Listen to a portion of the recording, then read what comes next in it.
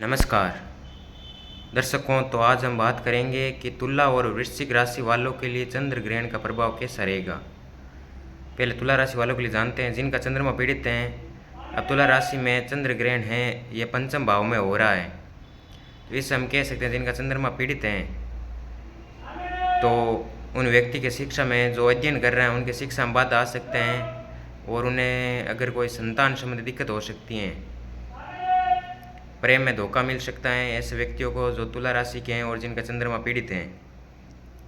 यहाँ से लगन पर सीधी दृष्टि पड़ रही है राहु की, तो इससे हम कह सकते हैं कि ये व्यक्ति को स्वास्थ्य संबंधी दिक्कत देगा और कुछ अज्ञात भय प्रेत बाधा भी दे सकते हैं चंद्र ग्रहण पर। तो तुला राशि वालों के जिनका राहु और चंद्रमा पीड़ित हैं उनके लिए यहाँ से 10वें भाव को देख रहे हैं, जिससे कर्म पर भी प्रभाव पड़ेगा चंद्र ग्रहण का। जिनका चंद्रमा पीड़ित है उनके काम में दिक्कत आएगी।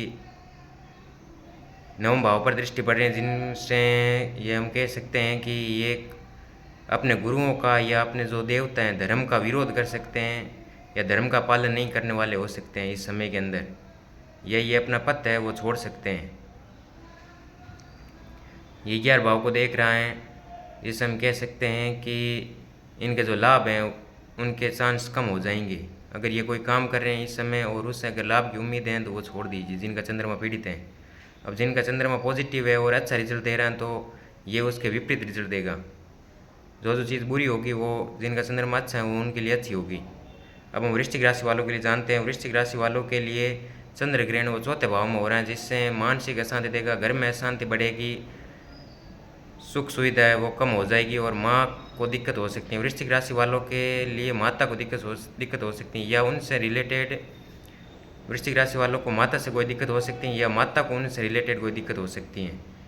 और भूमि भवन वाहन है उनसे संबंधित दिक्कत हो सकती है अगर।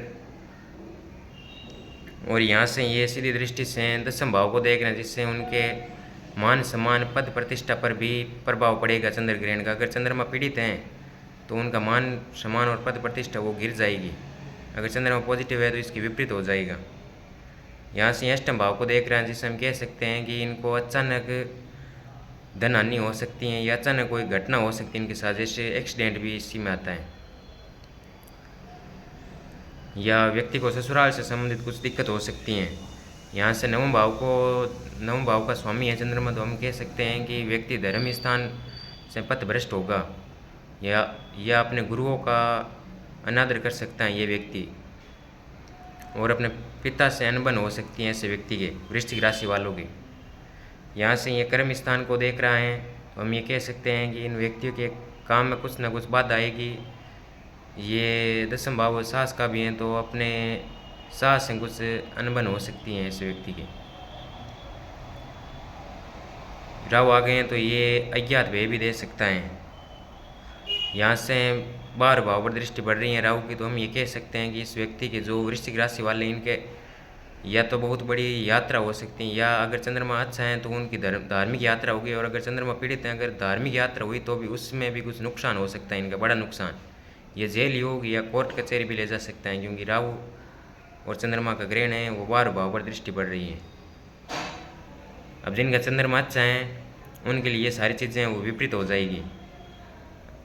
अगर चंद्रमा से संबंधित कोई भी कष्ट हैं तो उसके लिए चंद्रमा का मंत्र जाप करवा सकते हैं, या चंद्रमा से संबंधित जैसे चावल हो गया, चीनी, दूध, इनका दान भी कर सकते हैं, या कोई धार्मिक यात्रा करेंगे छोटी मोटी तो उससे भी फर्क पड़ेगा, चंद्रमा अच्छा हो जाएगा, रिजल्ट देने लगेगा। धन्यवाद।